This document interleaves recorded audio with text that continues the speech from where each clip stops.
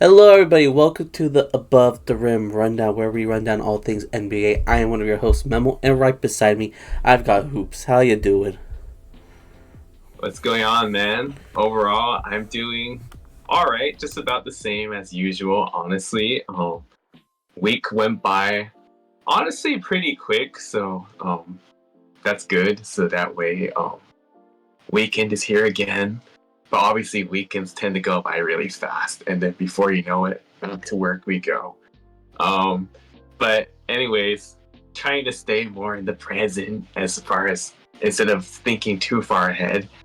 Um, Obviously exciting time because preseason just started, regular season um less than a month away now. Um I was actually watching a little bit of the Lakers preseason game just now against the Timberwolves. Um Kind of more so like a glorified preseason, like a glorified summer league game because Braun out, AD out, Ant out. Gobert played a little bit, but I don't think many people really watch a basketball game for Gobert out of all players, so not that exciting there. But pretty much seeing what the young guys can do, like Austin playing, D'Lo playing, Connect playing, Bronny playing. So cool to see some basketball back. But overall, yeah, it's an exciting time. The season is right around the corner. Oh, how you doing, man?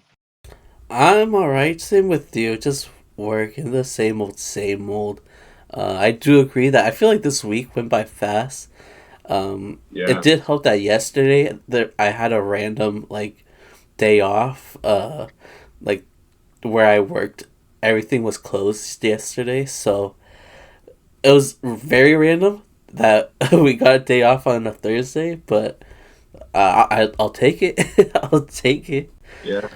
But yeah, other than that, just the usual, I guess.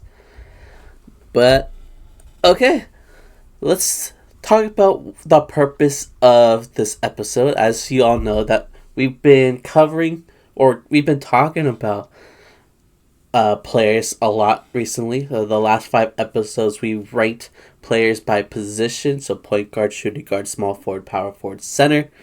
We did all five positions. It was very fun. They did pretty good.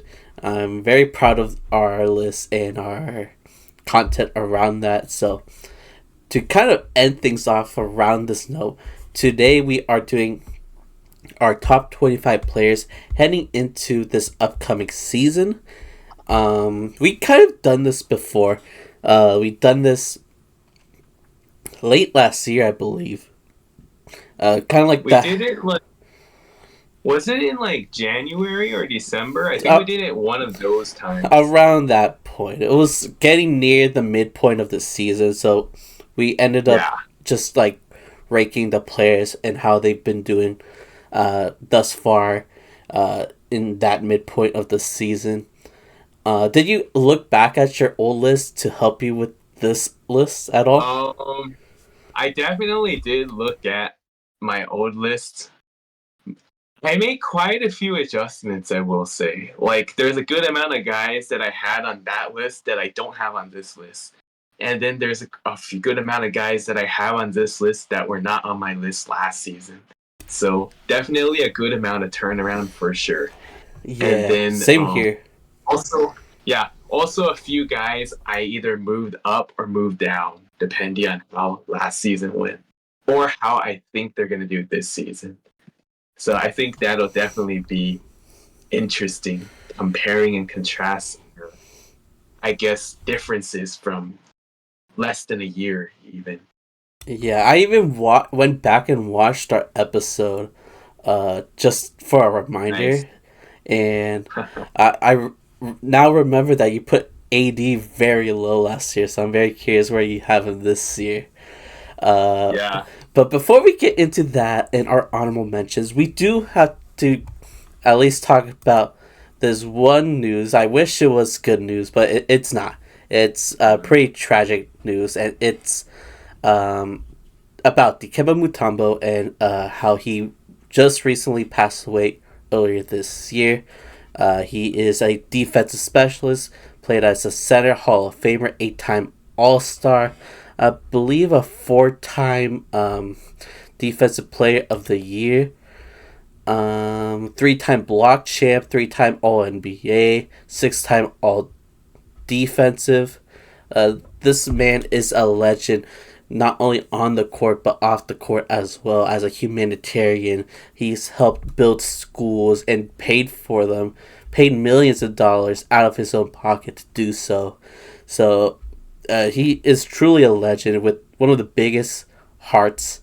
The way that he cares about others is so commendable, and it hurts that someone like him had to go through cancer and suffer through it, because he is such a great person, and such a funny guy too. I remember seeing those commercials where he's swapping like groceries out of children's hands and Yeah. just be like, no, no, no.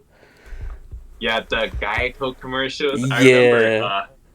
it was 2013. We were in middle school at that time. Man, good times. Yeah, that was a good, funny, classic commercial in the grocery store. He was like blocking everything, whether it was like the kids' cereal or adults, whatever products. I don't remember what it was, but yeah, just a straight up legend, man. Obviously, great dude on and off the court. On the court, really funny with his finger wag. Um, Legendary defensive specialist. Even better guy off the court, as you mentioned. Just a great humanitarian, philanthropist, doing a bunch of good deeds for the community. And yeah, it's definitely a very big loss and a tragedy for not just the NBA community, but for the world in general. Like, he's done so much. And unfortunate that he had to go through such a horrible illness, um, and gone way too soon, only 58 years old. Definitely not the way you would like for, especially someone like him, to go down like that. But his legacy will certainly live on and never going to be forgotten for sure. Um, but prayers to him, his family, and pretty much all the NBA community and lives that he's affected. He'll definitely be missed for sure. He will be. Rest in peace to Dikembe. R.I.P. R.I.P. But yeah, sorry for such a downer turn of events, but let's try to move on to the list. So we have our 25 players, hopefully.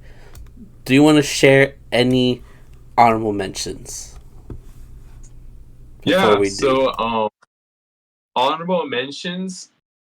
There were a few guys I listed here. I'll maybe list like I can probably list like 5 of them, honestly. So first guy I put in the honorable mention was Kristaps Porzingis. Um, could have had him on this list for sure. There were just like so many other good elite players that there were definitely some tough names to be left off because there's so many good players in the league. Um, and Porzingis unfortunately was one of them. I think that if he was on the floor more frequently and didn't get hurt this often, he could easily for sure be on this list because of the fact that he hasn't necessarily been the most available. That kind of played a little bit of factor of me having him just short of the list. But not to take anything away from him, though. I'm definitely a huge fan of his still, despite the fact that he plays for the Celtics. But I've been a fan of his before the Celtic days, so there's that.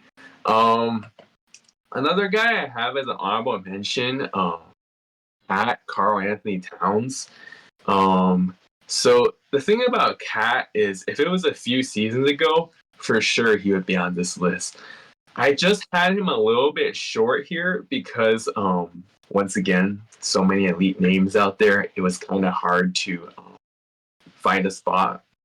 But not to take anything away from him, the stretch big of his, I definitely do like his game and his playing style for sure. The type of big that could shoot the three ball and also defend, do the center trades also. So still a fan of his, just barely missed my list. His former teammate Rudy Gobert, I also had just short of the list. Could have made the list for sure. Ultimately, there were just a few guys that I felt like were a little bit more worthy of being on it than him, so that was why I had him short. Um, and then let's see, Damian Lillard. I had him on my list last year. I just had him short this year, and there were factors like obviously there's a lot of other guards in the league that's like really elite. I feel like they kind of had like a little bit of an upper edge in a way, and also last season the Bucks chemistry wasn't necessarily the greatest. Hopefully they can get up an upward trend and be a little bit more consistent after an off season. We'll see. At the end of the day, Doc Rivers is still the head coach, but I wish the best for them though. And then I would say last honorable mention, I bring up Jimmy Butler. I had him on my list last year. I feel like he had like a little bit of a down year though last season. And quite honestly, I feel like at his peak, for sure, he should be a top 25. But I kind of base it off of like what I expect in like the season overall.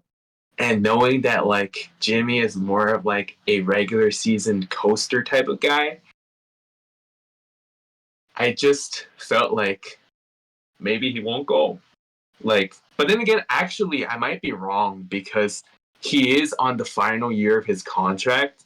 So maybe this time he will play harder for that reason.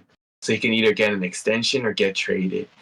So hopefully, back to the hopefully it can be a little bit more of like the Jimmy Butler of the playoffs, also in the regular season. But those are pretty much the guys that I wanted to give honorable mentions to it that I just barely had short of my list.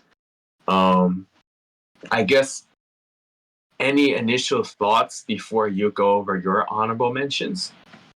No, it makes sense, honestly. Um, you know, I didn't even think about a few of those players. I will say Damian Lillard is on my honorable mentions list for the same reason. He had a down year this past season, so hopefully that changes. But we'll see. He's only getting older. And then one other player you mentioned, I do have on my list, but I guess save that Yeah. for now. But okay, let me go over some of my honorable mentions. So one of them, I got Kyrie Irving, who, as we saw, he played pretty well in the playoffs for the most part. He did have several duds, and unfortunately had a few in the finals as well. But he still a bucket. He gets those very difficult buckets in at times. So I had to put him on there. And then the following four players, including Damian Lillard, were on my list last time, but I knocked these four players off. So Dame, Domantas Sabonis, who, great offensive player, decent playmaker at the center position, great rebounder, but I just feel like there's more players more impactful than he is. Jamal Murray, who had a pretty lackluster playoff performance, even with his 2-game winners. He still didn't perform to the highest level. And, looking at the Olympics and today's preseason game, Jamal Murray's not looking that great, but hopefully he'll bounce back. We have 82 games for him to play, so I'm sure he'll bounce back. And De'Aaron Fox was probably my most difficult cut here. Very fast player. Love his mid-range game. The way he uses that pick and roll with Domantas Sabonis to get easy buckets is great. Just a pure bucket getter at that position. So those are my 5 honorable mentions, I guess. Any thoughts on my list? Overall, I get it. There were a few guys on your list on your honorable mentions that I actually do have on my list. But I could definitely see why they're honorable mentions because most of those guys you mentioned, I had on the cusp, like towards the tail end of the list. So not mad about it. But honestly, I will say this: Kyrie Irving for sure. I would have for sure mentioned as honorable mention. I also had him just shy of making my list, but certainly worthy of honorable mention. Like as we all know, Kyrie had a pretty good turnaround season last year. A huge reason in why the Mavs were able to get to the finals. Obviously, when it got to the finals, he was a little bit more inconsistent, unfortunately. But not to take anything away from him, obviously, as we all know, a very great player still, has one of the best handles probably in NBA history, one of them. And yeah, he's still really good and just barely fell short. So that one for sure honorable mention, even though, as we now know, both of us had him just shy. Yeah, this list was definitely hard because we're ranking 25 players, and there's still so many other players we could name. Like Paolo Banchero, I don't have on my list. Lauri Markkanen, Pascal Siakam. I could keep going. There's a lot of great players I just don't have here, but are definitely talented enough to have a mention. Yeah, Paulo Banchero for sure honorable mention for me. Like, I was about to mention him as an honorable mention just now, matter of fact. And then I'm like, maybe I should mention some of these other guys just because they've been in the league a little bit longer. But definitely a honorable mention for sure. Aside from that, though, I think overall pretty reasonable. Jamal Murray was also an honorable mention for me. He did not make my list quite because obviously a little bit of a disappointing season last year. Well, in the playoffs, like aside from those 2 buzzer beaters, the rest wasn't all that. And it seems like he kind of like only shows up the biggest when playing against the Lakers recently. Like obviously the previous year during the Nuggets finals run, he was he did really good throughout. Last season, unfortunately, he only showed up against the Lakers. Frustrating for sure, but yeah, Jamal Murray, as we know, still really good, worthy of an honorable mention. Just barely missed it. But aside from that, I think we probably could go on to our actual list. All right, so let's present our 25 through 21. Okay, so I'm copying and pasting. Boom. All right. Whoa. Okay. So we have like one similar, and then the rest is quite different. Yeah. So, do you want to go over your list first? Yeah. At number 25, I have Domantas Sabonis. Number 24, Trae Young. Number 23, De'Aaron Fox. Number 22, Paul George. And at number 21, Jalen Brunson. Um, okay, I can get into the explanation, I guess. So, Domantas Sabonis, obviously, he's one of those pretty good stretch fives, the ones that can like he can defend, he can do rebounding, and he can also shoot a little bit of like mid range and three ball also. Um, him and De'Aaron, pretty good dynamic duo in Sacramento. Obviously, 2 seasons ago they made the playoffs as a third seed. Last season didn't quite meet expectations, but overall, I mean we pretty much, as you mentioned last episode, bring it up every episode. The fact that Sabonis is the Charmeleon to Jokic's Charizard.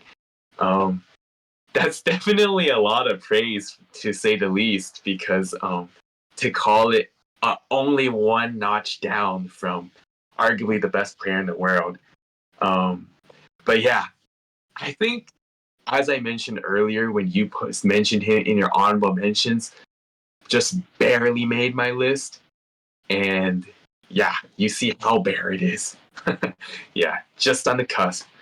Anyhow, right above him, Trae Young.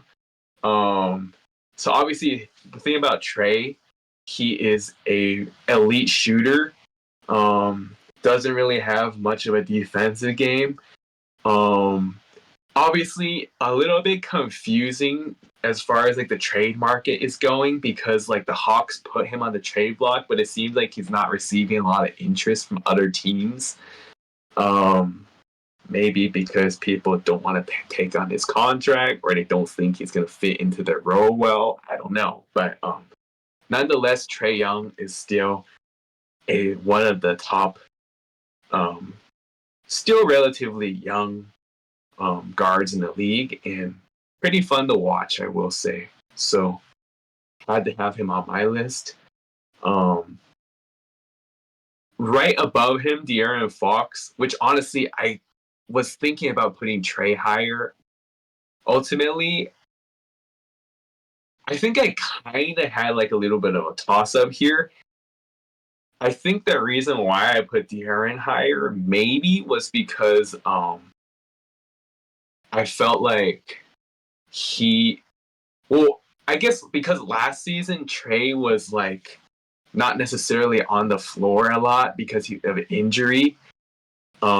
Wasn't able to like see him play as much. Versus like De'Aaron. Granted, like I don't really watch Kings games, so I didn't watch him play a lot either. But because he was on the floor more, he did like a little bit more overall.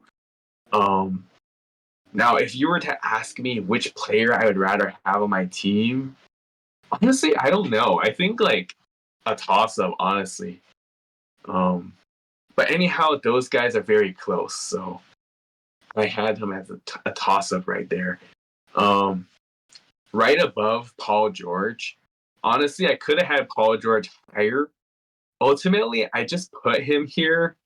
Um, Maybe a little bit because of like the playoffs narrative and whatnot, but trying not to think about that too much. Like Paul George, as we know in the regular season, is always really good.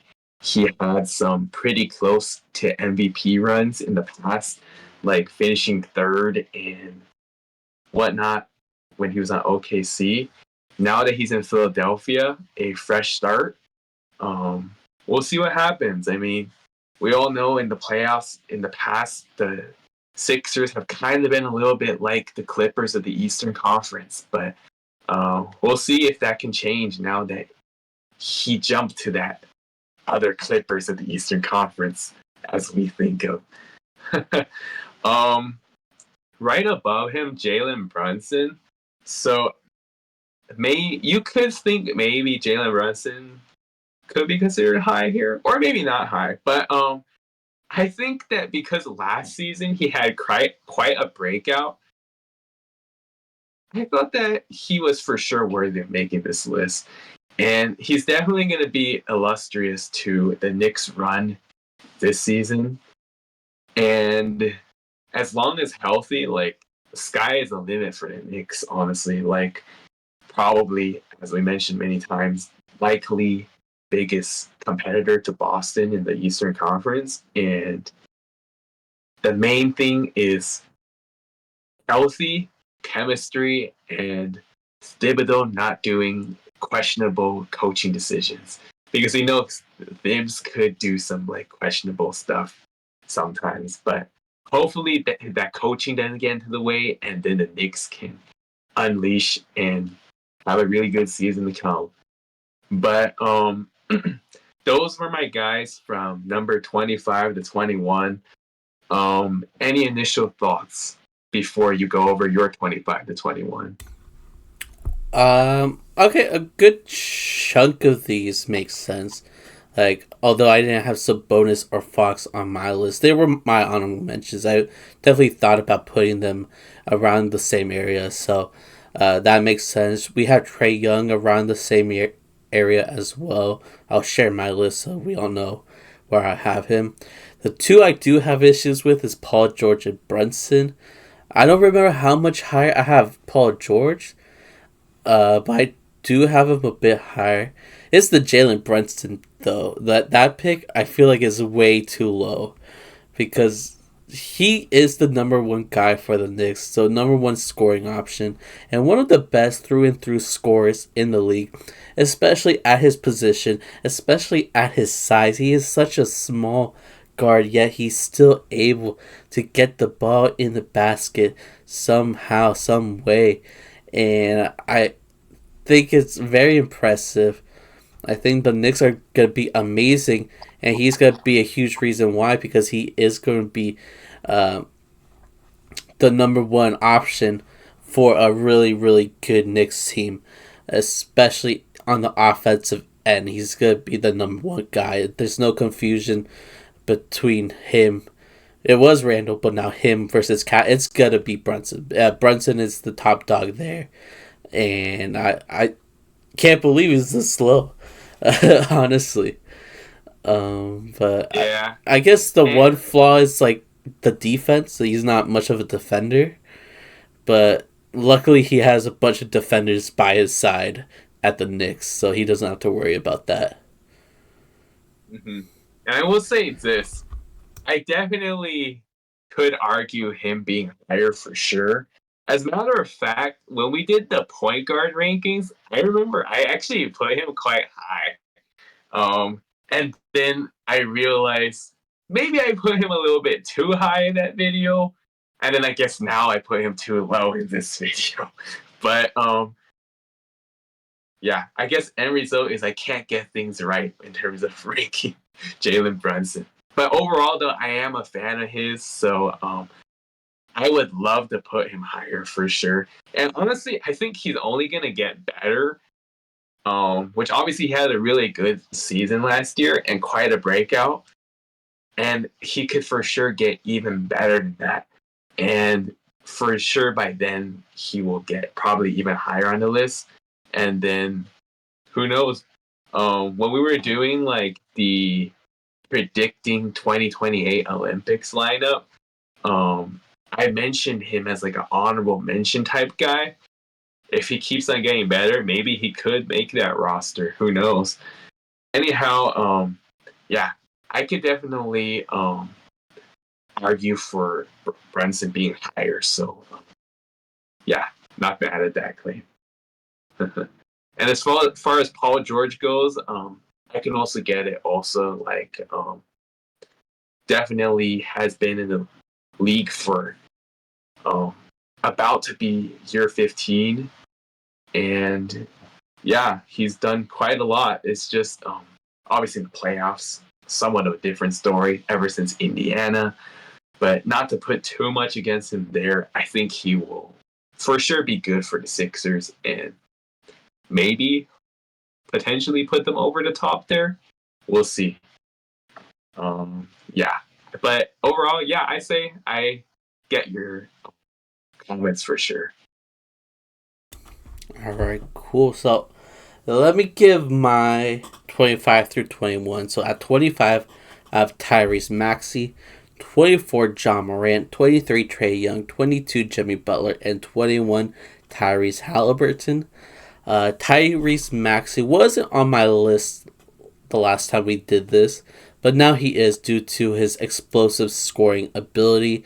He definitely became the number 2 guy in Philadelphia, being an elite scorer, one of the fastest players in the league, and I'm very interested on how well he's going to play now that Paul George is there. I'm hoping he's still going to progress and get better, and maybe even continue being the number 2 option there ahead of Paul George, but I guess time will tell. But yeah, due to like this stardom being very new, that's kind of the reason why he's just barely on the list. 24, maybe a very controversial opinion depending on who you ask. I have John Morant, who is a very exciting player, very similar to Derrick Rose, how he utilizes his athleticism to get the ball in the hoop. He's not much of a 3-point shooter, hits some mid-range, but it's really the drive and kick game that he excels at, getting into the driving lane, getting those nasty dunks and posters at times. It's fun to watch, and he has led his team to winning, whether it's him taking the Grizzlies to the 2nd seed or that 9-game stretch from last year where the Grizzlies sucked until John Morant came in, and then John Morant was hitting game winners and leading the team to a lot more wins than they had before he started playing. He has proven that he is a winner. But with the injury concerns that plagued his season last year, I am a little nervous because this is a common thing with athletic point guards. So once they get injured, they unless they get that jump shot, they digress quite horribly, as we saw with Derrick Rose, as we saw with Russell Westbrook, who neither of them were able to become elite shooters as they got older, and it ended up hurting their careers. So hopefully that doesn't happen to John Morant. But he's definitely not gonna need that jumper. That's what he needs, which is what I've been saying about him for a while now, especially in our point guards list. Because that's the reason why I don't have him even higher than he is, especially since he's not a good defender either. So I can't justify putting him any higher. Number 23, I have Trae Young, who is a better shooter than John Morant by a huge margin, and a better playmaker. So I feel like those two reasons are enough to put Trae Young over John Morant. I believe he's kind of underrated due to being at Atlanta with a very mid-Hawks squad. I'm sure this squad is going to continue being mid, because Trae Young doesn't really have a lot of pieces around him to help him out. But yeah, he's such an electric scorer, can score on all ends of the floor. Even with his smaller frame and his skinnier build, he's still able to drive into the hoop at times, or step back and shoot deep threes. He's very talented. Again, one of the best playmakers in the league. So I have him here. He's just not a great defender, so I can't, again, put him any higher. Then I have Jimmy Butler, who was in your honorable mentions, right? Yeah. Right. And I can see why he wouldn't be on here. I could definitely put him lower due to the fact that he just doesn't try in the regular season. And that bothers me. I feel like a lot of people overhype this narrative where Jimmy Butler, it's fine that he coasts during the regular season because in the playoffs he's going to shine. But that wasn't the case this year because he ended up being injured. Yeah. So it was all a waste. It was just pointless. So if that continues, then yeah, I would knock him out of my list. But I'm going to give him the benefit of the doubt because he could be a great scorer. He's still a decent defender, not a prime All NBA defender like he was in the past, but it's still pretty good at that. And yeah, could lead his team to a win, but you did come up with a good point that this is his contract year, so maybe he will bounce back and have a good year, but we'll see. We'll see. And then last one, 21, Tyrese Halliburton.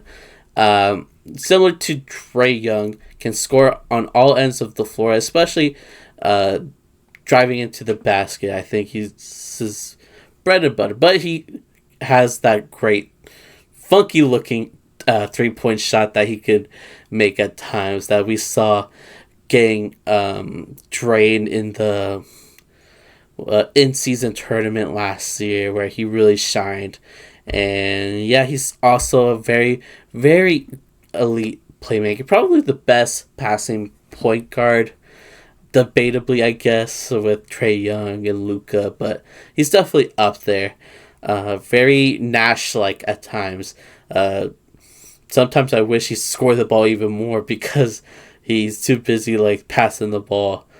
But yeah, I like the guy. Just a really bad defender, but he's young, he's talented, he's tall for his position and very lengthy. So he has the assets to become a good defender. We'll just see if he's able to put that effort on that end of the floor. So those are my 5 at the moment. What are your thoughts, Hoops? Yeah. So I will say this.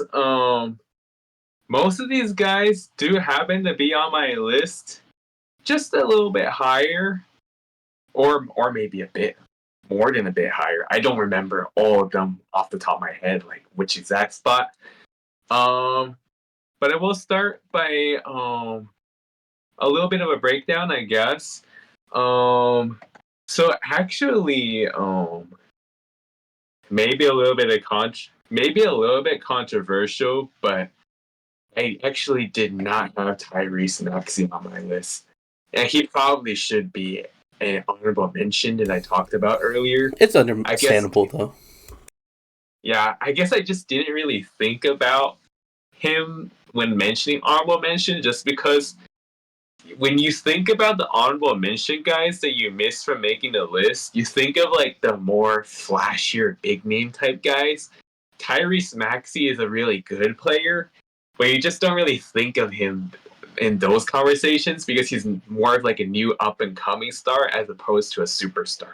But like obviously I do know you just barely had him making your list, and then I had him honorable mention. So he's definitely another one of those like on the cusp type of guys. But anyhow, I'm not mad at you for having him on your list because I am a fan of Tyrese Maxey, and hopefully he could remain as a number 2 guy in Philly. I'm rooting for him to be at least. I mean, he's a really fun guy to watch, young player. Definitely, I mean, no disrespect to Paul George, but his game, I do think is more fun to watch. So it would be cool if he could maintain number 2. But whatever helps that team win, I'm sure Nick Nurse will work something out there. John Morant, I have him on my list higher. I don't think I had him crazy high, but just a little bit higher. Yeah, just a little bit higher. As mentioned, the thing about Ja is last season he didn't play much, but in those 9 games that he did play, his impact was just so immense for that team. They were one of the worst teams in the league without him. As soon as he jumped in, they had a very great record, immediately won like 5 or 6 games straight, and then unfortunately he went down again, and then everything went downhill again for the Grizzlies. But yeah, I think John Morant, if he can stay healthy, he's going to be back at the top of the best of the best, honestly. One of those athletic point guards.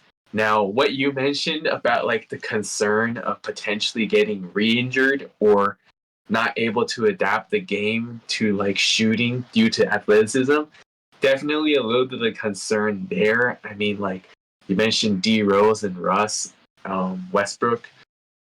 Those he definitely is a similar point guard as those guys. Explosive, athletic, dunks, you name it. Not a big shooter, but really fun to watch.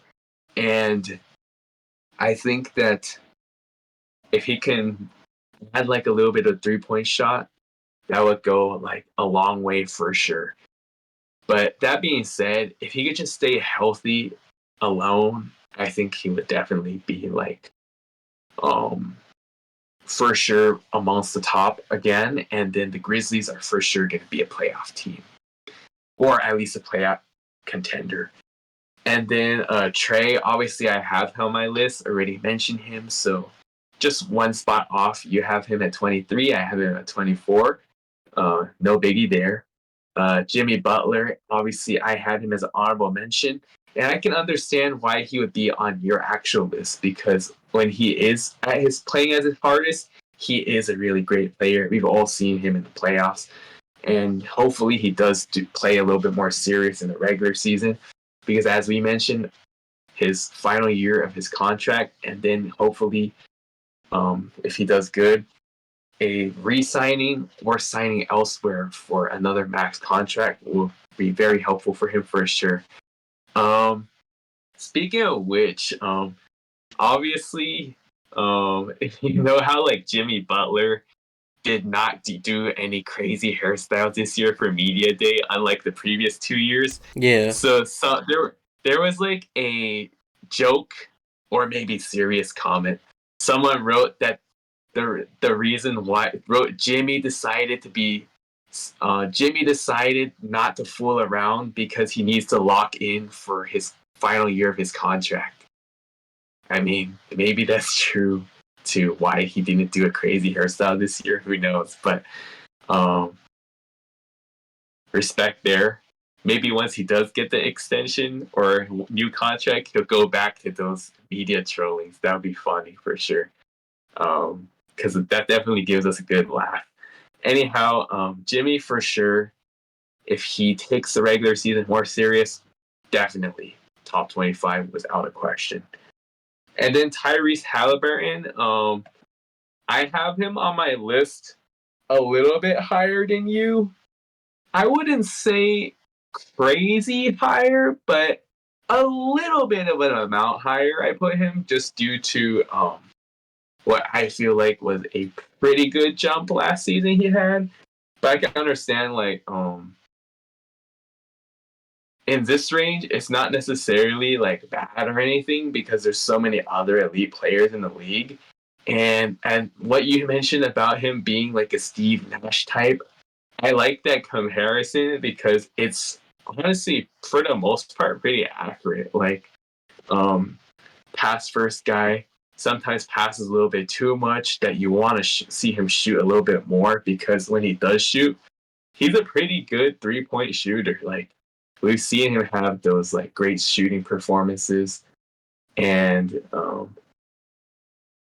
yeah, definitely a fan of Tyrese for sure. But those are pretty much all my thoughts on your 25 to 21. Definitely a reasonable list, and most of these guys I do happen to have on my list. A few of them I had for sure honorable mentions. All right, sounds good. Let's get going. Let's talk about the top 20s, 20 through 16. So let's pull it up. And here we go.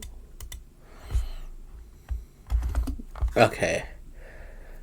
Um, Some interesting. similar A names, little similar, and yeah. We have a few that are actually on the same spot, if not very close. yeah. Okay, would you like to go? Yeah, I'll go. All right. At number 20, I have John Morant. At number 19, I have Bam Adebayo. At number 18, I have Zion Williamson. At number 17, I have Victor Wembanyama. And at number 16, I have Devin Booker.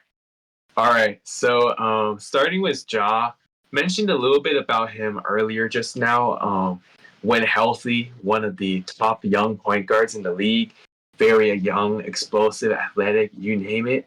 And as mentioned earlier, the difference between him on the court versus off the court is immense, as the Grizzlies are a much better team when he is available. So Ja Morant, definitely worthy of being on this list. Bam Adebayo, obviously, we talked about him last week in the centers video that he is an elite rim protector, defender. He is pretty good on offense, and he can even shoot some threes every now and then also.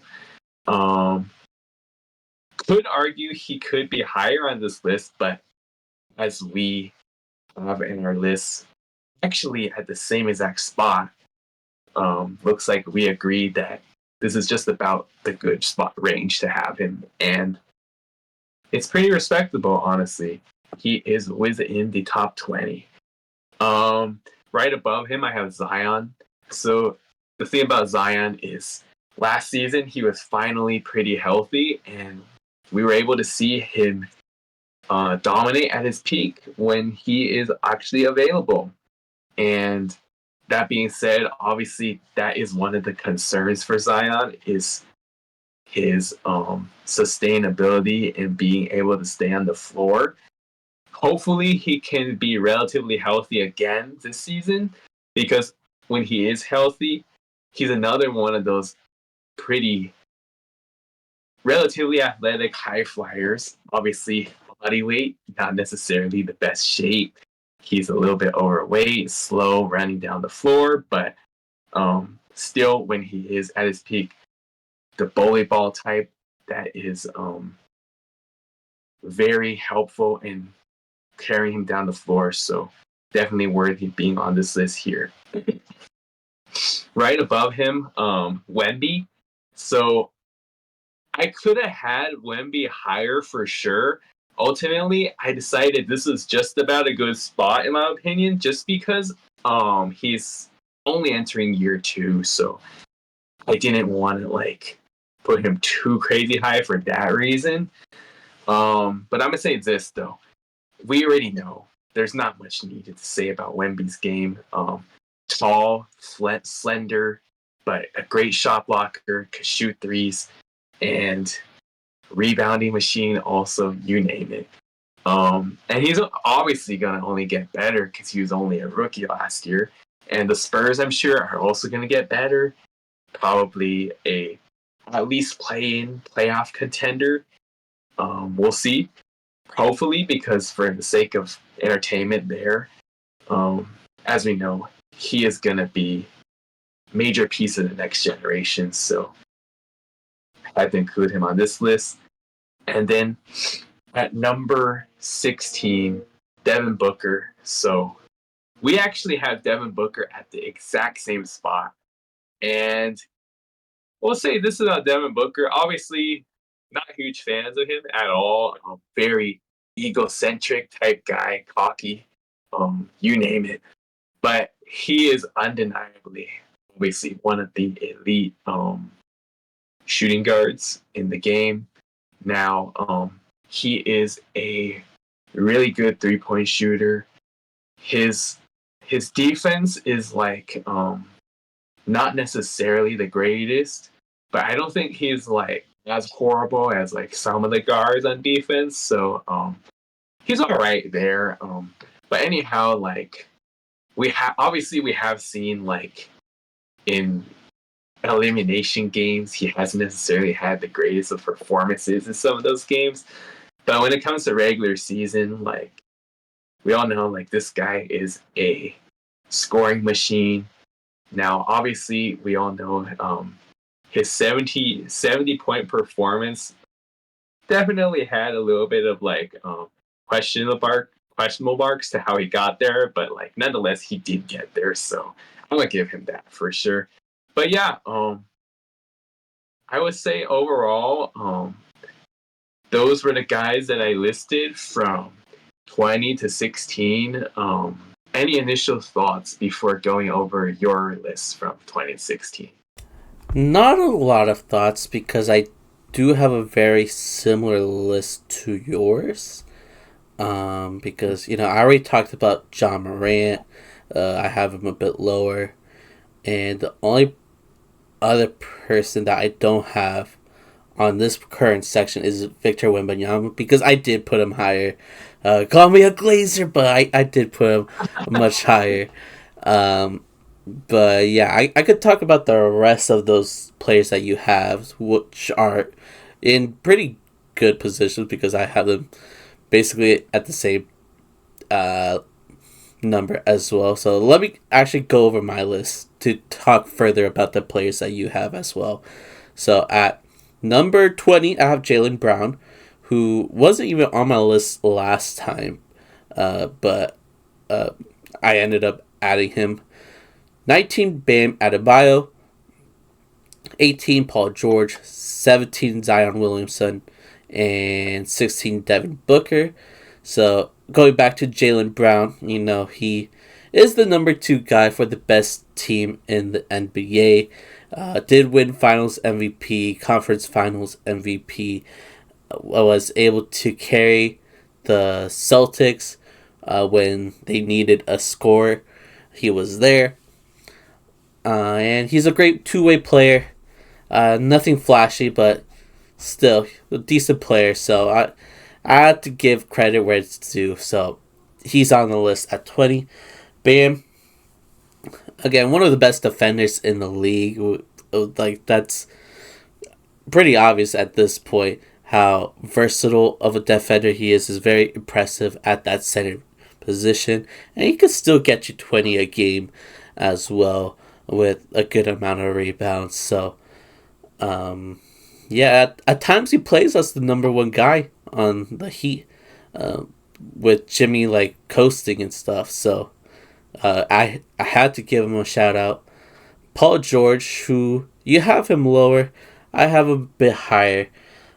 I could honestly put him lower because I don't care for Paul George that much, but still, he's a very great player, very smooth, just got the fundamentals down.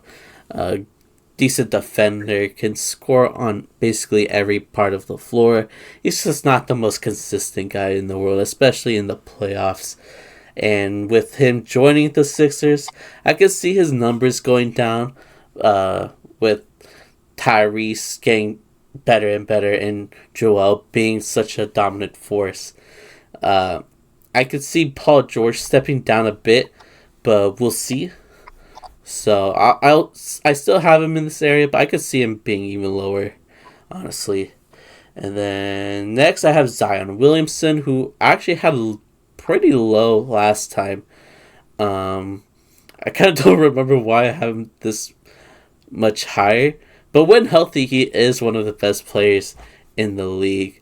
The way he just bullies his way into the basket is very impressive, especially with so much weight and athleticism. It's actually very impressive how fast he could get to the rim and how he could force himself in there.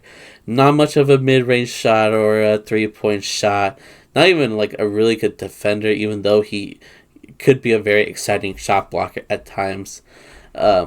He's still, when he's healthy, the Pelicans are a scary team because of him. So, yeah, we don't have him at the same position, but I have him just a position above yours. So, it's close. Devin Booker, though, we do have at the same position at number 16. One of the best shooting guards in the league. He became a better playmaker this past season, a better defender this past season, and his offensive game has always been elite. It's scary at times because it seems like he doesn't miss at times, especially from the mid-range, but we obviously know that he could shoot the 3 ball like crazy as well. He is a scary force, offensively especially. But yeah, he does have his duds in important games that I love seeing because I'm not much of a Devin Booker fan. But You know, he is a bucket after all. So I had to put him at 16. So those are my guys. Our lists are pretty similar at this portion, but is there anything you want to say about my lists at the moment? Um, Also not a lot because obviously a lot of these players on both of our lists were pretty similar. Um, I think that just mentioning some of the guys that are not the same from our sets, Jaylen Brown, for example, I have him a little bit higher. And I will say this: when I initially made my list, I put him like probably a little bit too high, and then after I went over it again, I'm like, yeah, maybe I should move this guy down a little bit. But nonetheless, I do have him in a pretty respectable range. And last season, I did not have him on my list, and probably for good reason. Obviously, because all those narratives out there, like the man cannot use his left hand, all that stuff. That dunk contest was so cringe. I mean, like literally just doing a easy ass left-handed dunk just because of the narratives. Like it's not really anything crazy, but nonetheless, we saw what he did in the playoffs. Pretty much carried Tatum's ass win at times for sure, and obviously Jaylen Brown and Tatum, they're a bit of like a 1A, 1B. At times, I feel like Jaylen Brown is actually better, but nonetheless, I think that Jaylen Brown at this spot is relatively reasonable. I can understand him being higher or lower.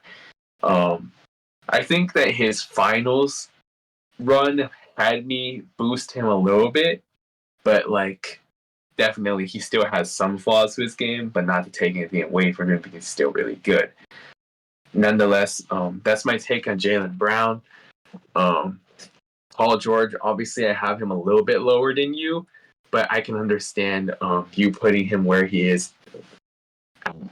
Now, obviously, we all know like really good player, but could have a little bit of consistency issues, especially in the playoffs. We'll see what happens as a fit in Philly. Hopefully, good for their sake, but should be interesting for sure. But for the most part, I think those are all my thoughts on your 16 through 20. Not too much since we have relatively similar guys. All right, so I guess it's time to move on and talk about the 15 through 11 spots. So let's do that. All right. Um. Okay. Mm, Okay. not too bad, I guess. Yeah. So we have like a few similar names in like different spots, and then a Mm-hmm. few quite different names. Okay. So at number 15, I got Kawhi Leonard. At number 14, I got Tyrese Halliburton.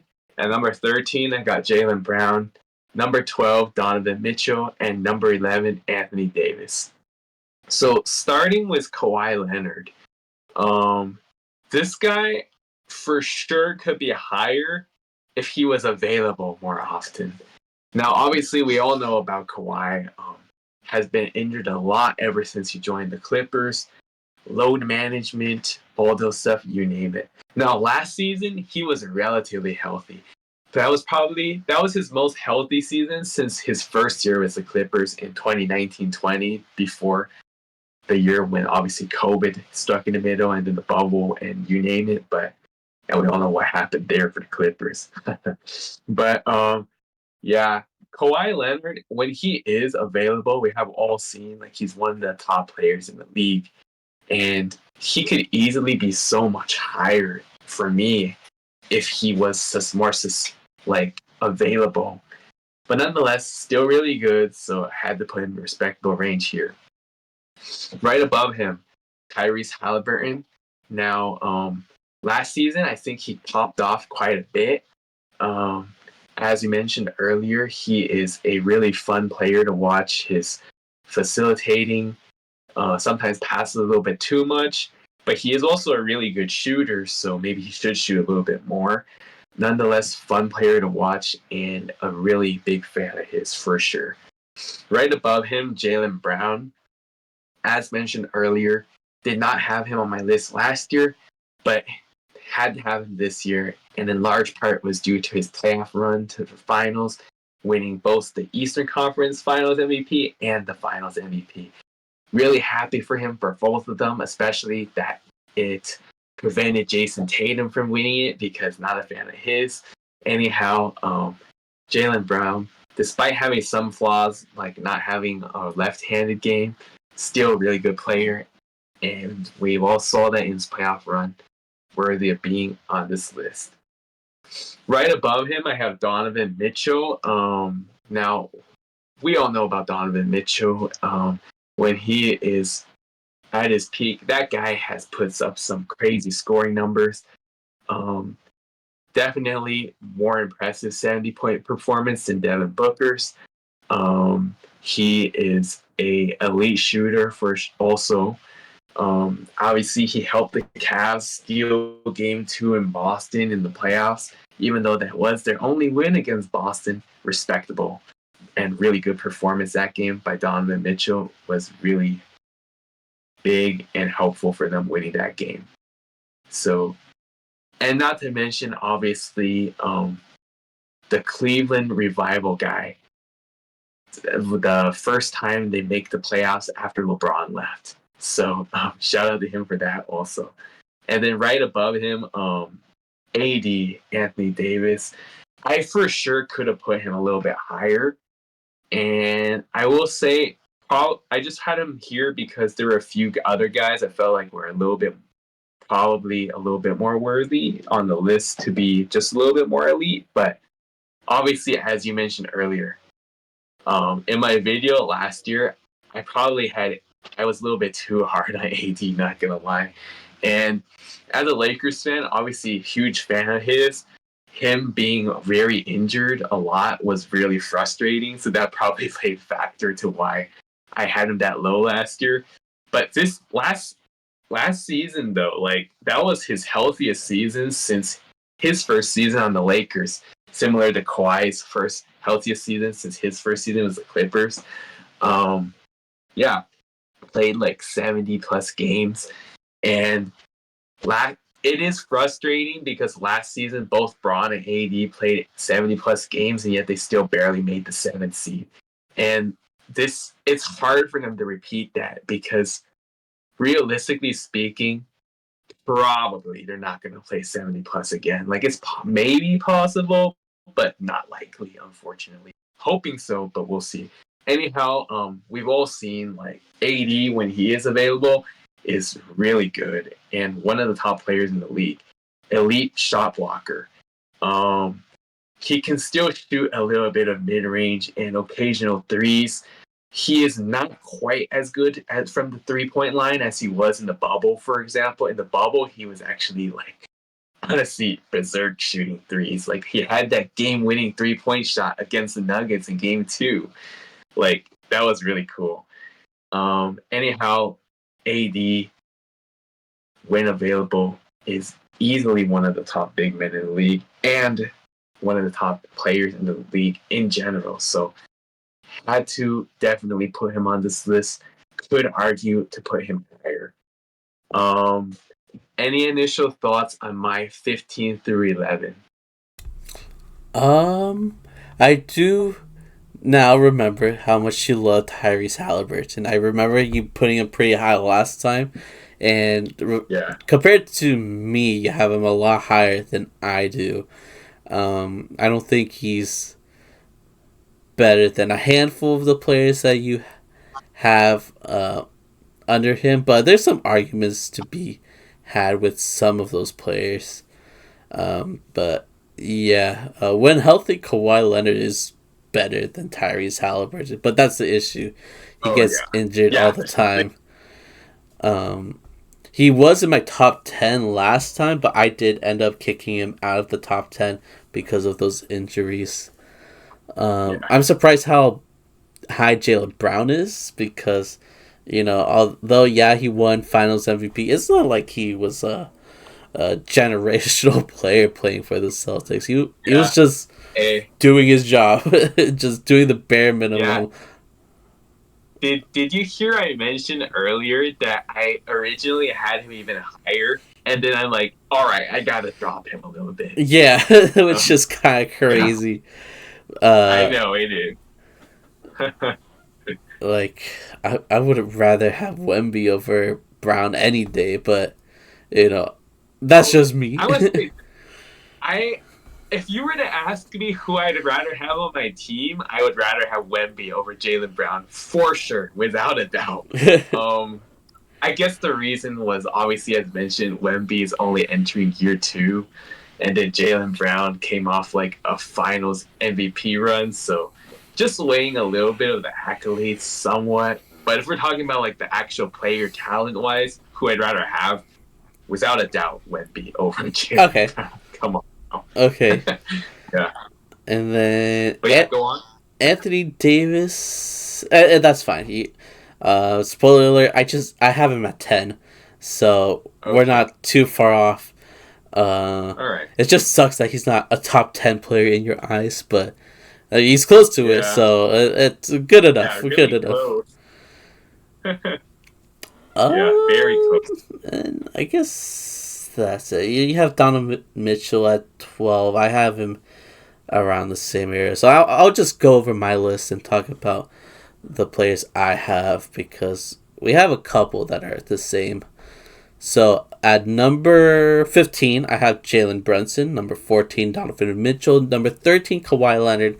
Number 12, Anthony Edwards. And number 11, Victor Wembanyama. So Jalen Brunson, I already talked about him for he's in my number 15 spot. You know, just a dynamic scorer. Very impressive how he's able to get buckets with the smaller frame that he has. And I'm sure that he'll continue doing that and continue helping the Knicks progress this upcoming season. Donovan Mitchell is actually kind of similar, except a lot more athletic of a player and a little taller. But he is a very great scoring option, even with his smaller size.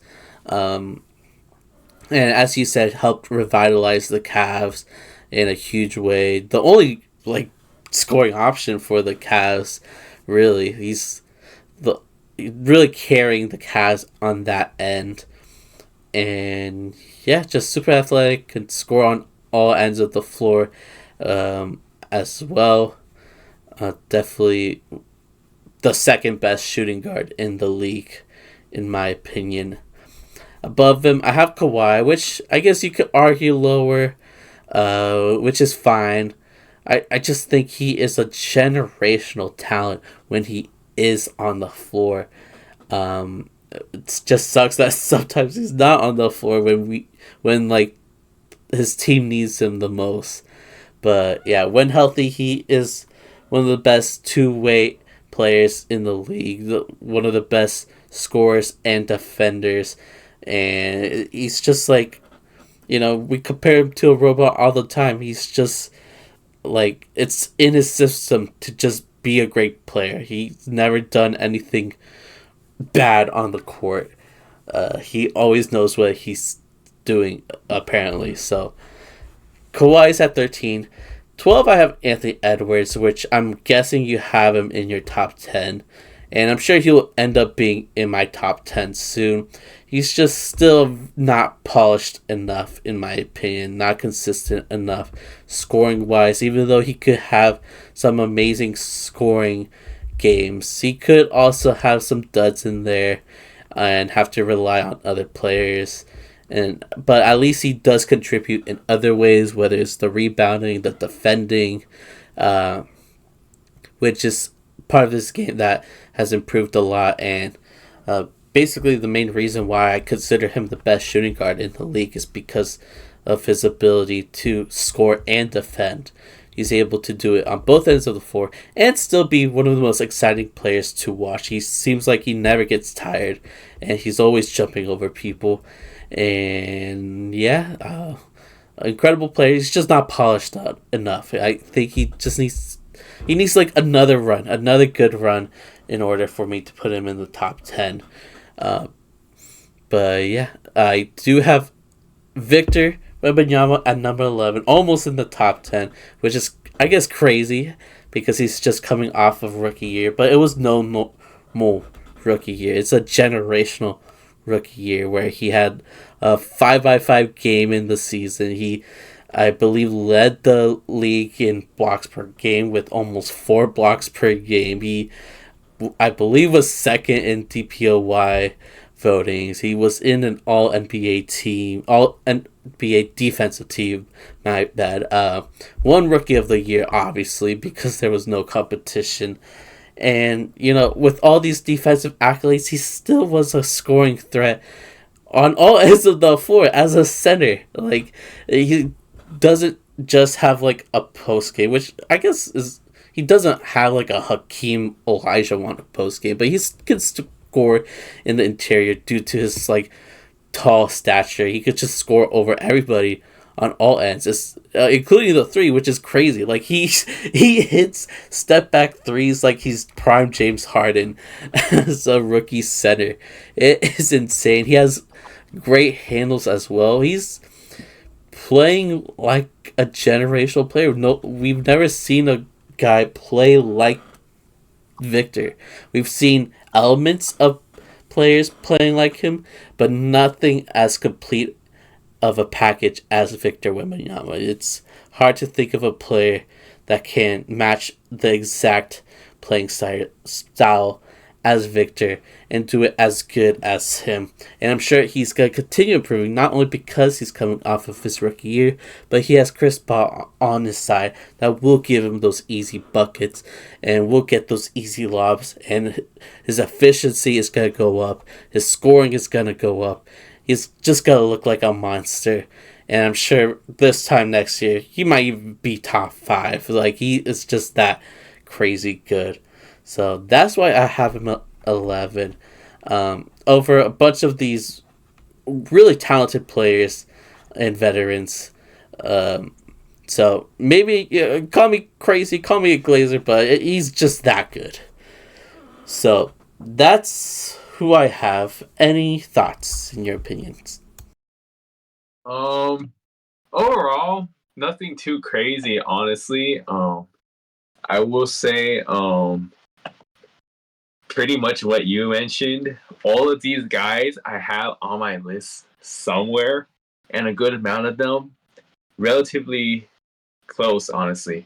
Obviously, Jalen Brunson, I had him like lower, and I said that you could argue putting him higher, honestly. So, not too upset about that one, honestly, because I think he's only going to get better and respectable range, honestly. The number one option for the Knicks.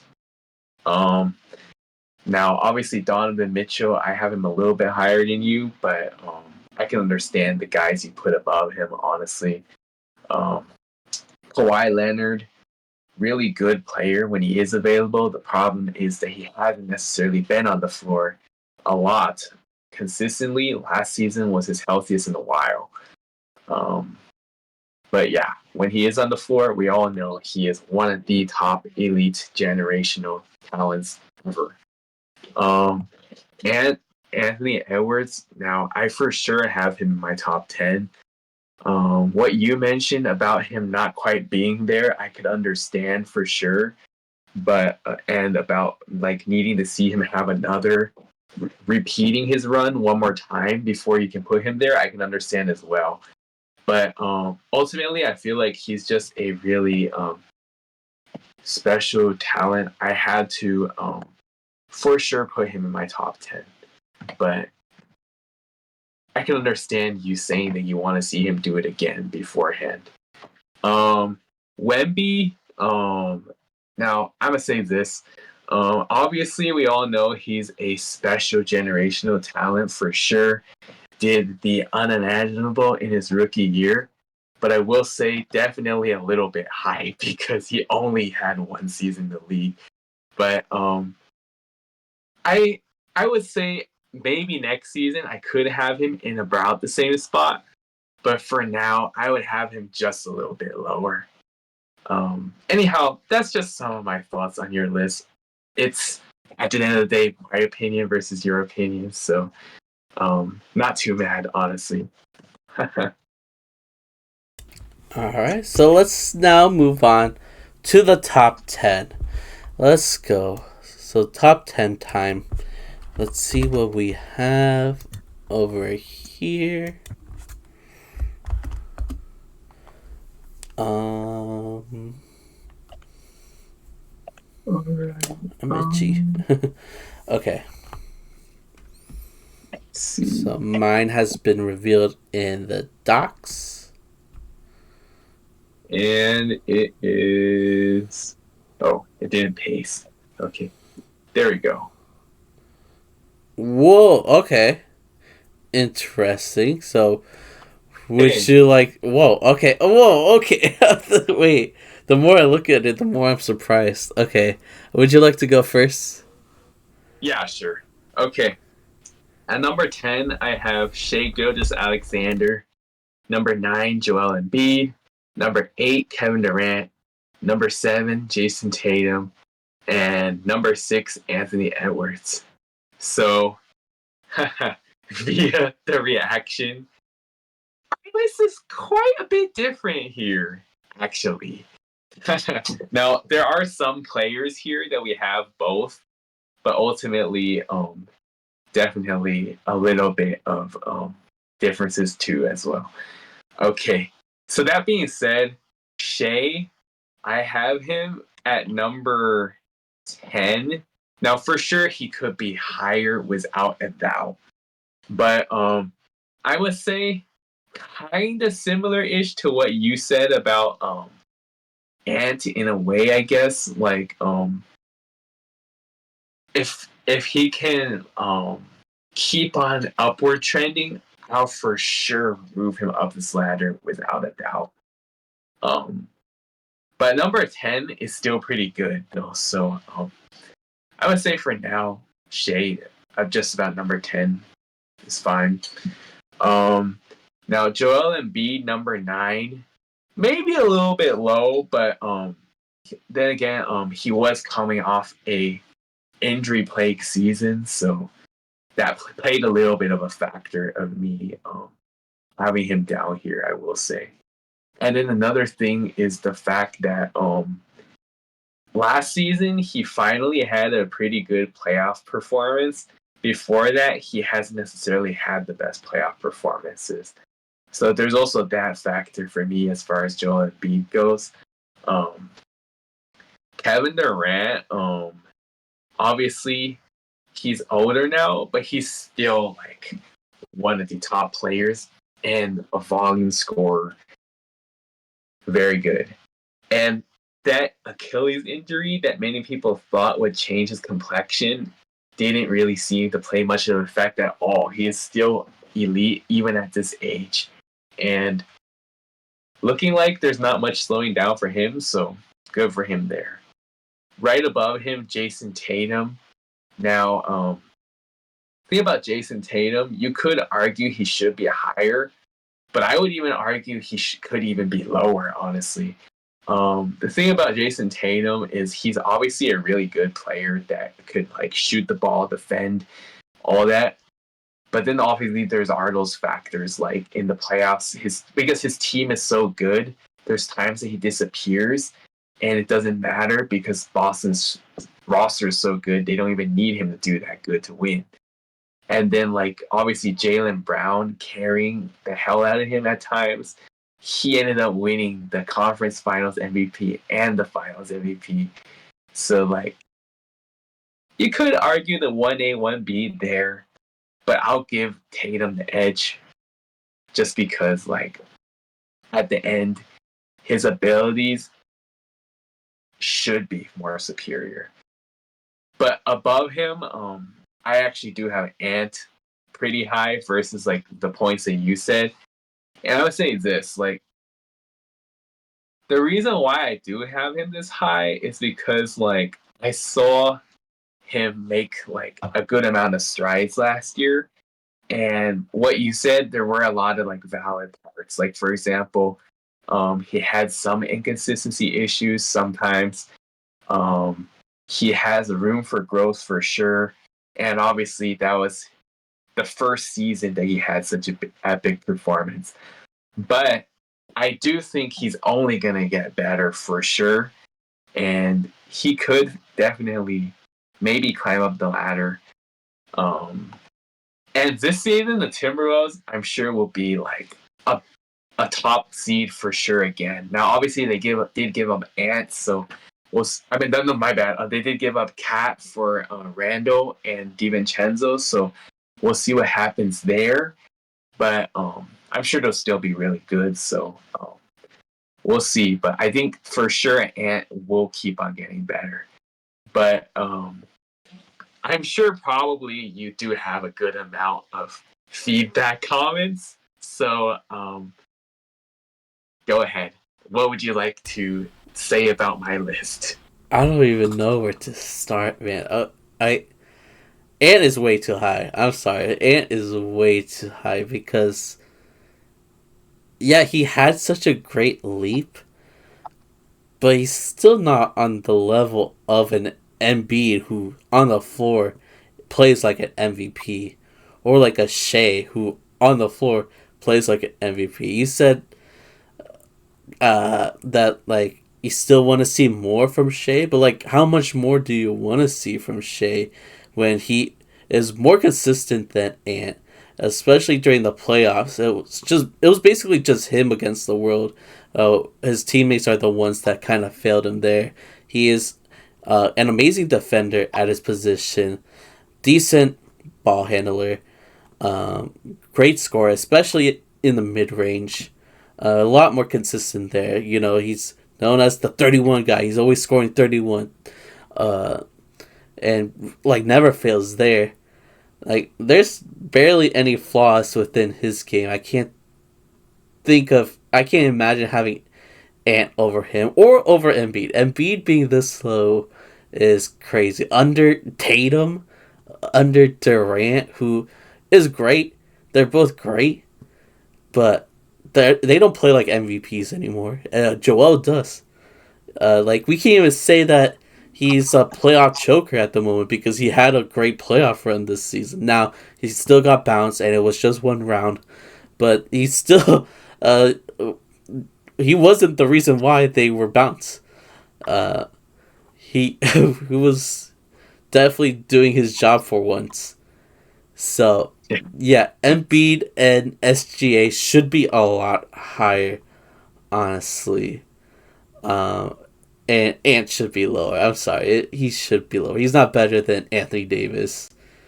He's just not. He's not as impactful both ends of the floor as Anthony Davis, um, or Tatum. Like as much as I think Tatum is a cornball, he's just a more polished player than Anthony Edwards and could do it all in a higher efficiency, a higher rating than Ant. He's a better uh, ball handler, distributor, rebounder, more consistent scorer, more consistent defender. Um, you got me defending Tatum here, which is not what I want to do. But yeah, I guess that's it, honestly. I'm just surprised on this ranking. I thought we'd be a little similar, especially getting closer to the top five. But now I have no idea what's going on in your top five. Yeah, obviously quite a few differences when we got it was in the last 10 in different aspects. But yeah, I guess you can go over your list now since you mentioned your thoughts on mine. Okay, so at number 10, I have Anthony Davis. Number 9, Kevin Durant. Number 8, Jason Tatum. Number 7, LeBron James. And number 6, Stephen Curry. So Anthony Davis, probably the second best two-way player in the league. The way that he could get 27 a game at high efficiency is impressive. And he's debatably the best defender in the league. I would say he's the best, but I'm also very biased, so There's that, I guess. And the way that he was able to actually play this season is very impressive. Uh, because he used to be called Day to Day Davis. That was his nickname because he was always injured.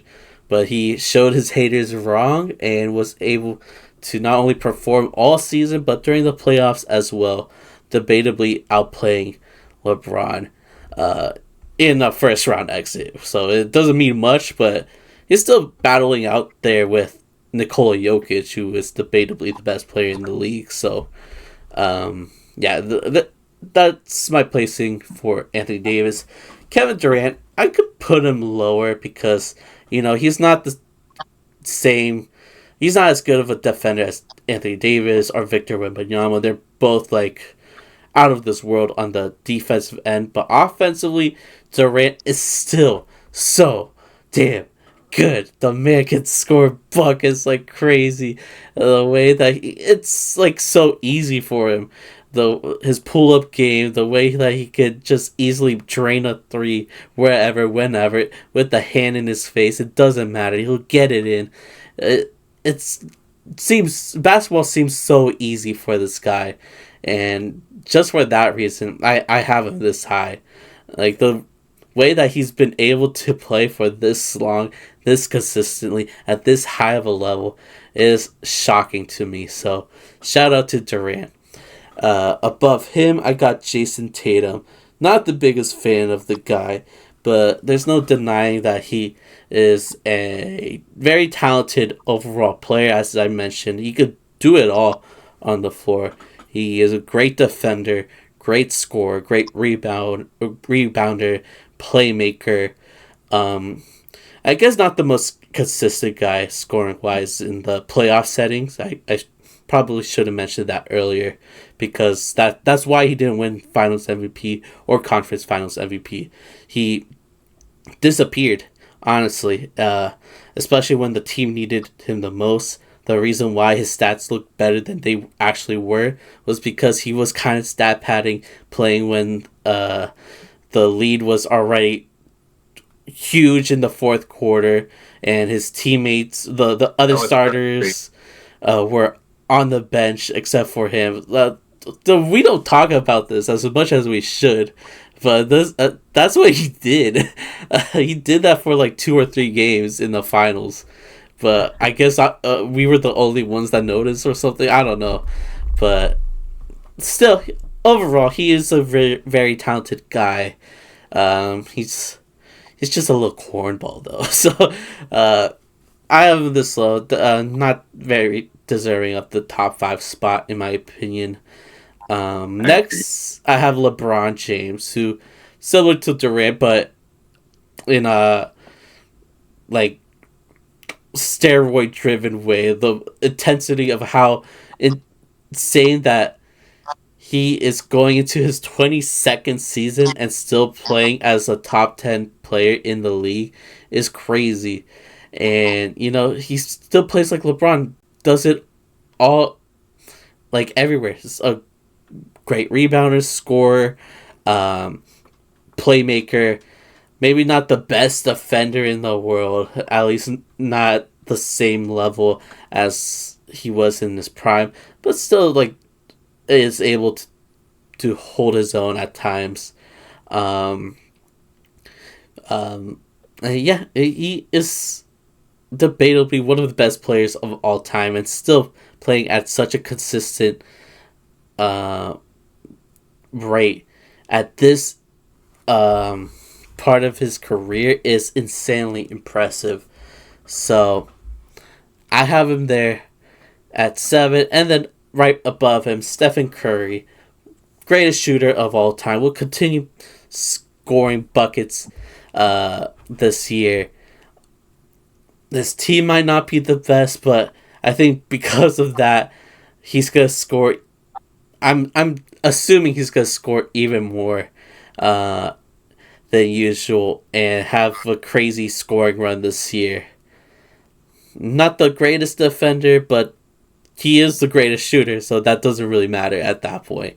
And with this team not being a serious championship contender. I think he's just gonna go out there, have fun, score crazy buckets, have insane 3-point games, and it'll be fun to watch.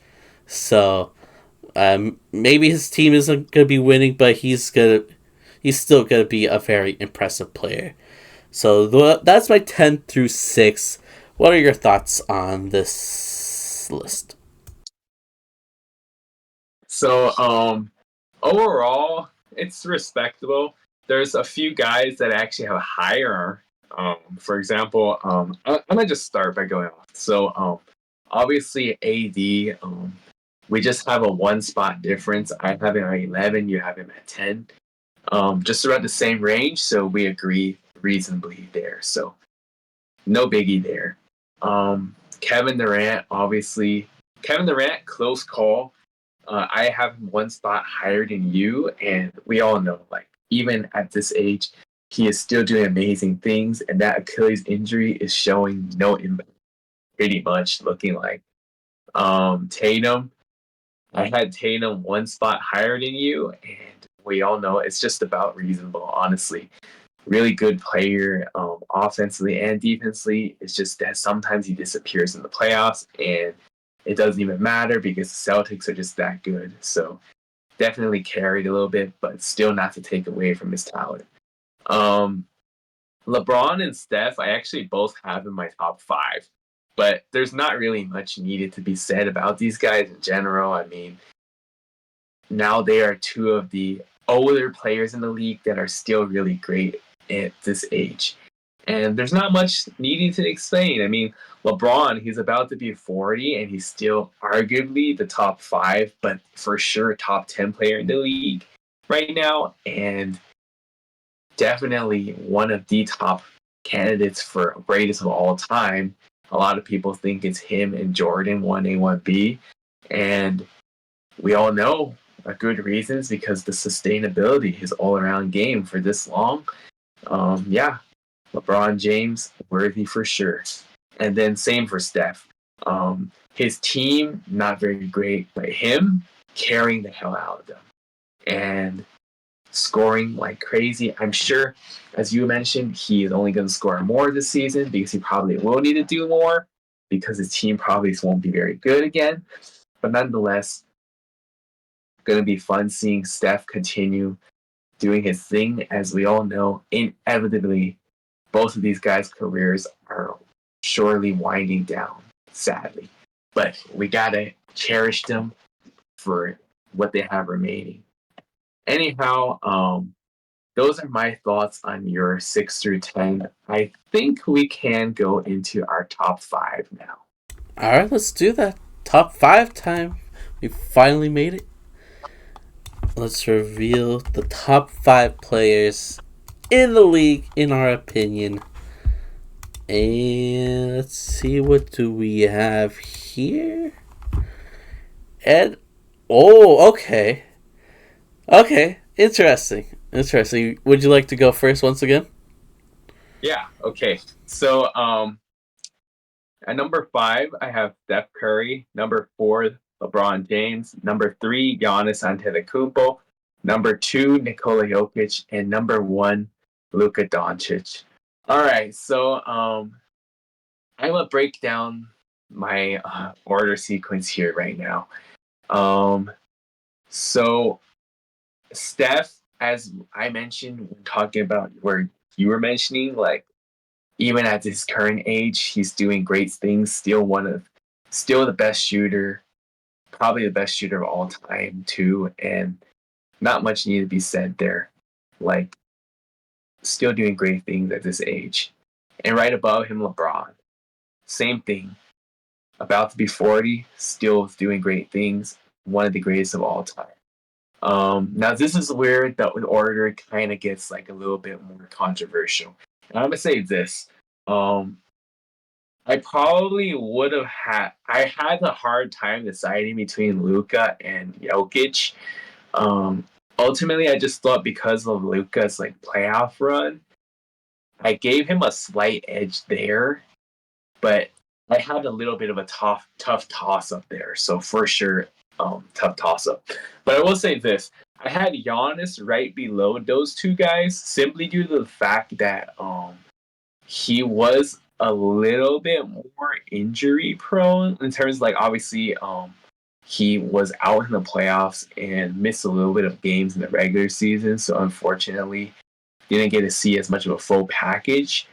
But number three still really good, so not a huge knock there. Number two, Nikola Jokic, who easily could still be number one. As I mentioned, I just had Luka number one due to his crazy playoff performance, but I could argue him honestly being low, pushed down, and then Jokic being number one. But I would say that those would be my top five players I have currently. Um, I'll let you break down your initial thoughts here. Obviously, I know there are a few guys that I probably have lower that should probably you think should be higher up here. But adding on, um, what are your thoughts? Well, you kind of basically just said it. It's just, I think Embiid and SGA should be in the top five over LeBron and Steph, who I don't have that far from your 4 and 5 position, as I just talked about. Still, I don't think they're top five players anymore. But other than that, I respect your list a lot. The Luka pick at number one, although I don't agree, I respect that a lot. I think that's a cool pick. Yeah. He did make it to the finals and carried the team while being injured, so that's very impressive. I just don't personally think he's the best in the league, but I guess I could go over my top five, and then we could discuss more about these players. So at number five, I have Shea. Number four, Joel Embiid. Three, Luka Doncic. Two, Giannis Antetokounmpo. And number one, Nikola Jokic. So five, Shea. I already went in on Shea. He is a very consistent scorer, great defender, has a crazy mid-range game, just a very consistent guy overall. He was top five, maybe if I remember correctly, top three in MVP voting last year, and I'm sure he'll end up in a similar position this upcoming season. Um, so yeah, I have him at five. For Joel, who, if he has another like injury riddle season, which I could see happening, probably would have lower. Uh, I did actually lower him from the last uh, list that we made. I think I had him at number two, maybe number three, but now I have him at number four because of those injuries. But again, when he's on the floor, he plays like the best player in the world. He is an unstoppable force offensively and still an incredible defender as well. Decent playmaker, very underrated part of his game. He could basically do it all, as long as he could stay on the floor. But because of that, I did lower him a bit at four and put Luka above him, who was playing like the best player in the world towards the end of last season, in the playoffs, leading the Mavs to the finals, even though nobody really expected that to happen, but he was able to get that done. I have him lower because he's still like not the greatest defender in the world, a bit of a hothead at times, so that could cost him some foul trouble at times. But other than that, I'm a big Luka fan. I think he's an impressive player, a generational player, debatably the best playmaker in the league, debatably the best passer. So yeah, just watching him play is a fun treat. I do have Giannis over him, mostly because of the defense side of things. And like last year was a very underrated season for him. He was playing like the MVP version of himself, debatably even better. Um, does it on both ends. He is probably the best at both offense and defense. You know, we talk about this all the time, but not much of a bag, but still, run and dunk man gets the job done. And if you can get the job done with as minimal moves as possible, that's impressive. That's honestly impressive. So, uh, yeah, I think Giannis is incredible. I just think the injury concerns as of late is, as mentioned, concerning. It's actually kind of getting scary, kind of getting serious because it's been two postseasons now, I believe, where he's been injured. Hopefully that changes, but I don't know. He's just getting older, and usually injuries don't go well for bigger bodies like his. But we'll see, I guess.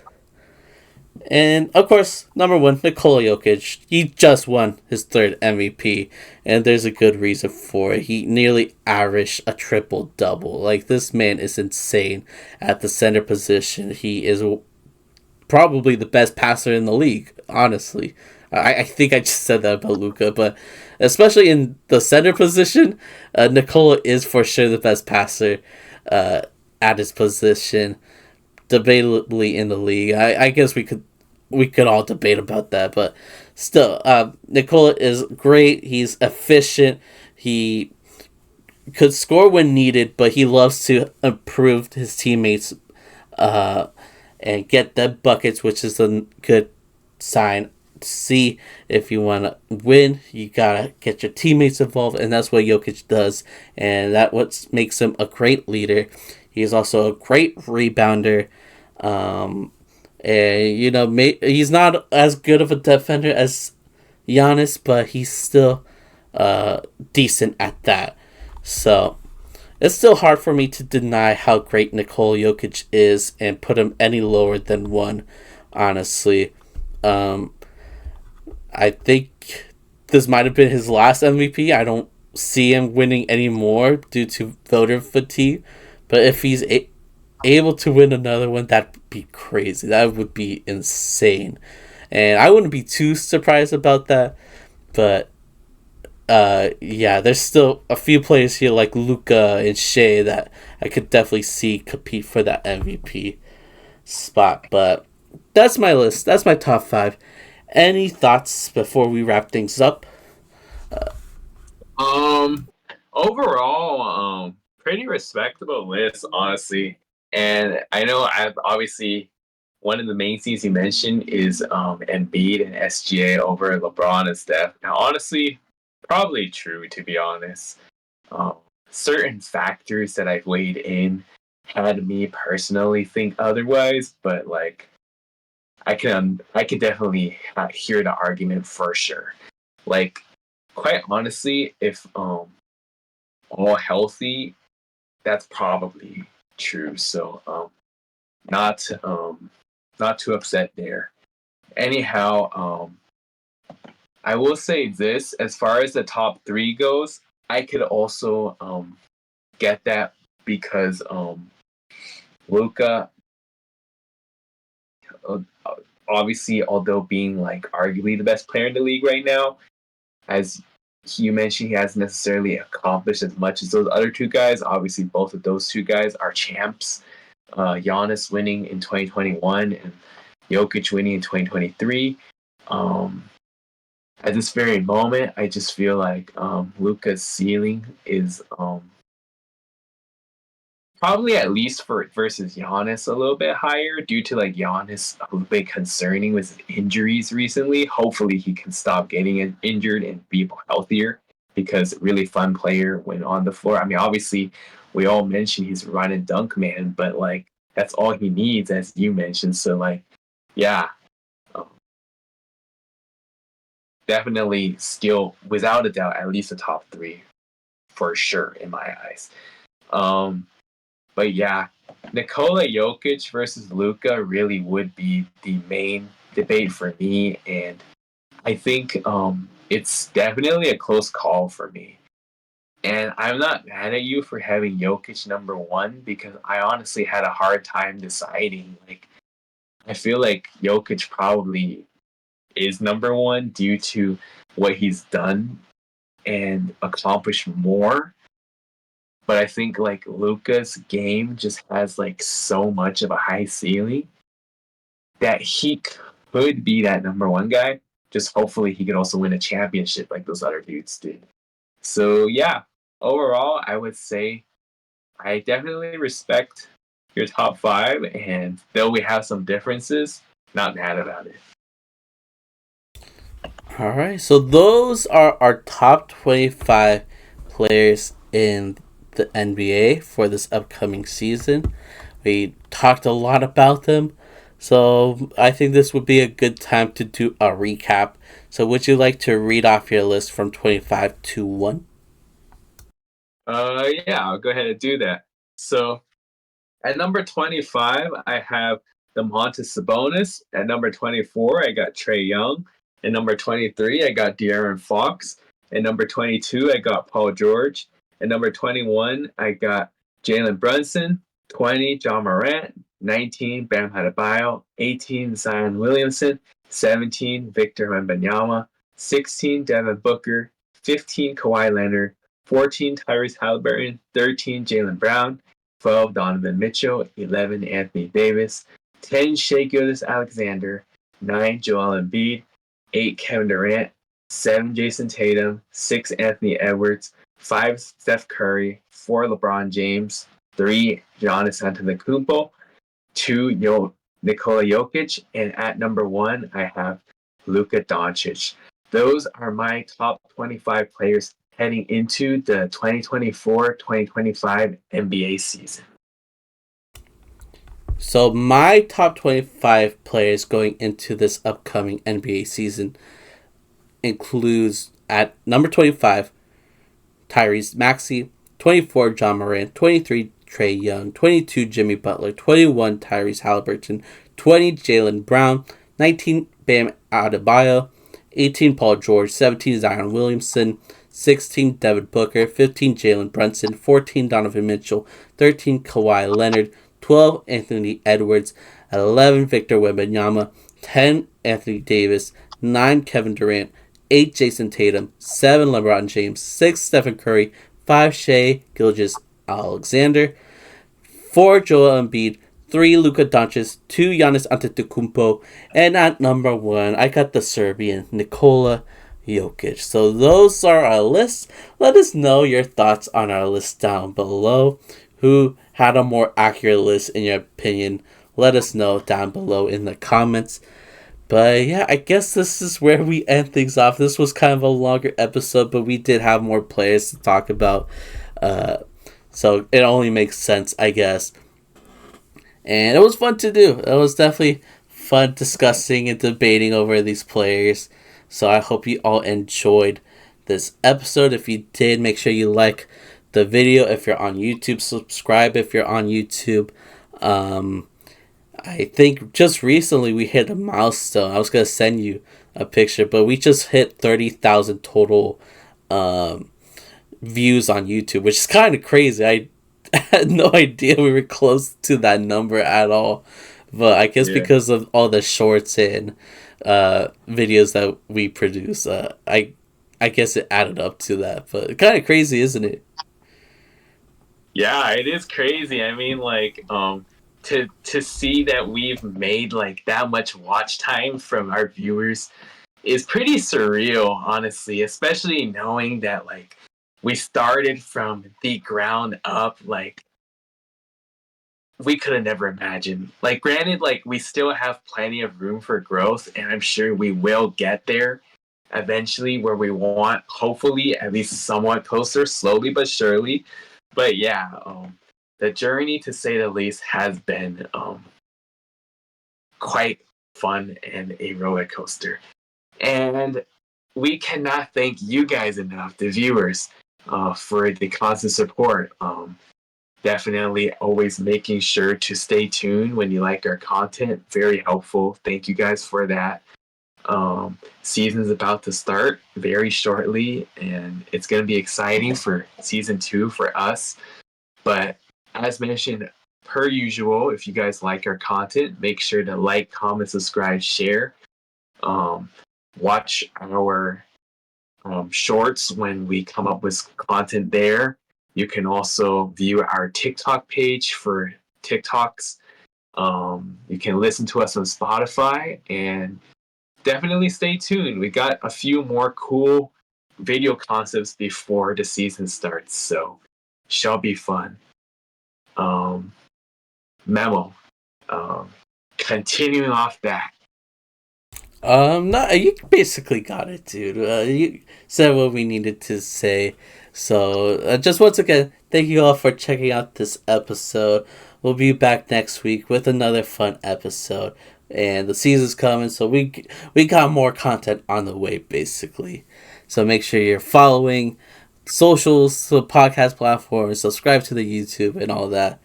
But yeah, I guess we could end things off here. So thank you all for watching this episode. We'll see you all next week. Goodbye.